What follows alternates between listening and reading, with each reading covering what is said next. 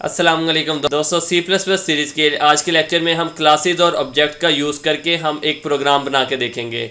मैं आपको turbo C++ की स्क्रीन पे ले जाऊंगा और वहाँ पे जाके हम एक प्रोग्राम बना के देखेंगे जिसके अंदर हम क्लासेस और ऑब्जेक्ट्स को यूज़ करेंगे। तो वीडियो का एंड तक देखिएगा ताकि आपको हर चीज़ अच्छे से समझ आ जाए। तो चलिए अब मैं आपको अपनी टर्बो C++ में ले चलता हूँ, तो फर्दर हम वहाँ पर अपना लेक्चर स्टार्ट करते हैं।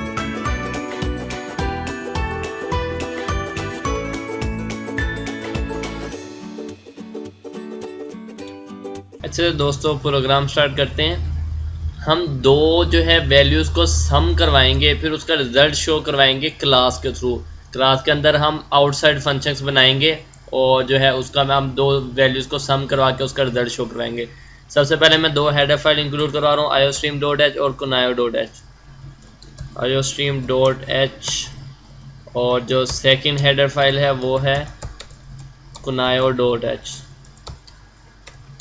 ठीक है, उसके बाद अब मैं क्लास बना रहा हूँ, क्योंकि मैंने जो है दो वैल्यूज़ को ऐड करवाना है तो मैं सम के नाम से बना रहा हूँ, उसी के रिलेटेड बनाते हैं ताकि आपको आसानी हो बाद में।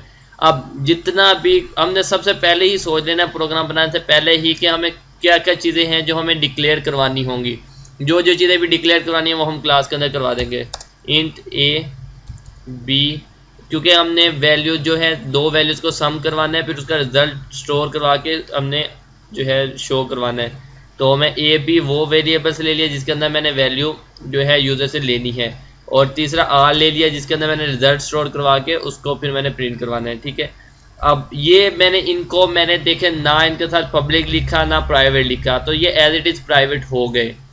डाटा जो है वो मैंने कहा था वो हम प्राइवेट ही रखते हैं, तो इस वजह से मैंने इसके साथ पब्लिक नहीं लिखा। जब पब्लिक नहीं लिखा तो वो जो है क्लास के अंदर जो भी मेंबर्स होते हैं वो और बाय डिफ़ॉल्ट प्राइवेट ही होते हैं।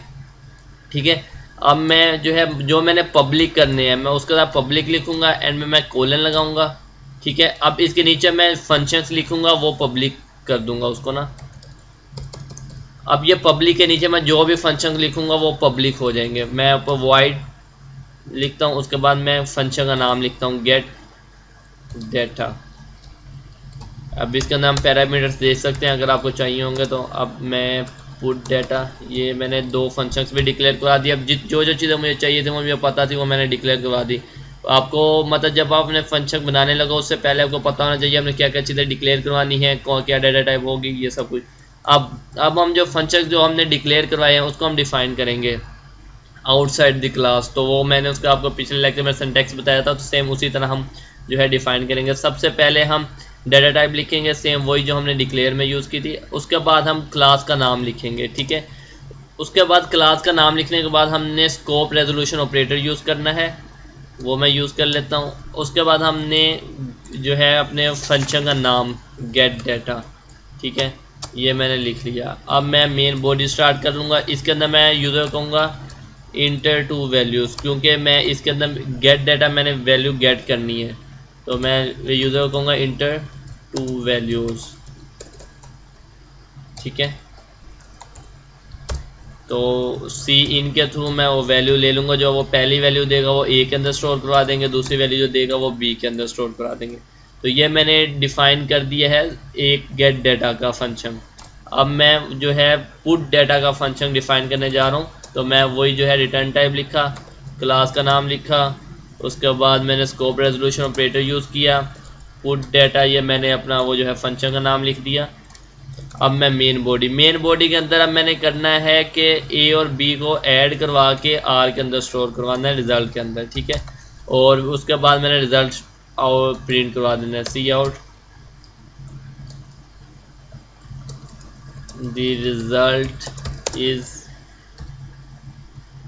आर। ठीक है, ये मैंने कर दिया है। अब ये दोनों फंक्शन को हमने ऊपर क्लास के अंदर डिक्लेयर भी करवा दिया, ये वाइड गेट डाटा और वाइड पुट डाटा, और हमने डिफाइन भी कर दिया आउटसाइड फंक्शन का। इसका मैंने सिंटैक्स आपको सारा पिछले लेक्चर में बता दिया था, तो अब मैंने आपको डिफाइन करके दिखा दिया है। तो अब हम मेन बॉडी स्टार्ट कर रहे हैं, वाइड मेन। अब इसके अंदर सबसे पहले हमने ऑब्जेक्ट क्रिएट करना है क्लास का, तो क्लास का हमारा नाम था सम। उसके बाद मैं ऑब्जेक्ट क्रिएट करता हूँ, ऐड के नाम से ऑब्जेक्ट क्रिएट कर लेता हूँ। ठीक है, अब इसी ऑब्जेक्ट के थ्रू हम जो हमने फंक्शंस प्राइवेट रखे हुए हैं उनको असेस कर लेंगे, क्योंकि लेकिन हम डायरेक्ट उसको तो नहीं, डाटा तो नहीं असेस कर सकते। इस वजह से डाटा हमने असेस कर लिया था फंक्शंस के अंदर, अब हम डायरेक्ट फंक्शंस को असेस कर लेंगे। तो उसके लिए मैं करता हूँ ऐड डॉट, सबसे पहले मैं गेट डाटा का फंक्शन असेस कर लेता हूँ, गेट डाटा, ठीक है।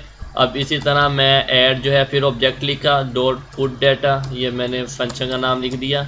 तो इसी तरह मैंने ये दोनों सेट्स के लिए एंड में मैं गेट सी एच यूज़ कर रहा हूँ। तो ये हमारा प्रोग्राम इस टाइम बन चुका है, जिसके अंदर सबसे पहले हमने क्लास बनाई, क्लास के अंदर मैंने जो भी डिक्लेरेशन थी वो करवाई, उसके बाद दोनों फंक्शंस को मैंने डिफाइन किया सेपरेट आउटसाइड द क्लास, ठीक है। डिफाइन करने के बाद मैंने उनको ऑब्जेक्ट बना के मेन बॉडी के अंदर कॉल कर लिया, ठीक है। अब हम जो है अपने प्रोग्राम को एग्जीक्यूट करके देख लेते हैं। ये मैंने सिंपल सा एक प्रोग्राम बनाया है ताकि आपको समझ आ जाए। तो दोस्तों जैसे कि आप देख सकते हैं उसने जो है इंटर टू वैल्यू, उसने हमने कहा कि दो वैल्यूज़ दो, ये वो गेट डाटा वाले फंक्शन के अंदर चला गया है और उसमें वो कह रहा है दो वैल्यूज़ हमें दो, सीन के थ्रू जो हमने कहा था ना 2 और 3, ठीक है। उसके बाद हमने दो वैल्यूज़ दी, इंटर किया तो उसने दे दिया रिजल्ट इज़ 5। उसके बाद वो चला गया था पुट डाटा वाले फंक्शन में, तो वहाँ जाके उसने जो भी स्टेटमेंट थी उसको प्रिंट करवा दिया रिजल्ट इज़ 5। तो ये था हमारा फंक्शन जिसमें हमने क्लास को यूज़ किया, ऑब्जेक्ट को यूज़ किया और उससे हमने एक छोटा सा फंक्शन बना के देख लिया। तो उम्मीद है कि आपको समझ आ गई होगी। अगर कोई ऐसी चीज़ अगर आपको नहीं समझ आई तो आप मेरे से कमेंट सेक्शन में पूछ सकते हैं। अगर समझ आई है तो वीडियो को लाइक ज़रूर कीजिएगा और साथ ही साथ चैनल को सब्सक्राइब भी कर दें। तो इंशाल्लाह नेक्स्ट लेक्चर में मिलते हैं, तब तक के लिए अल्लाह हाफिज़।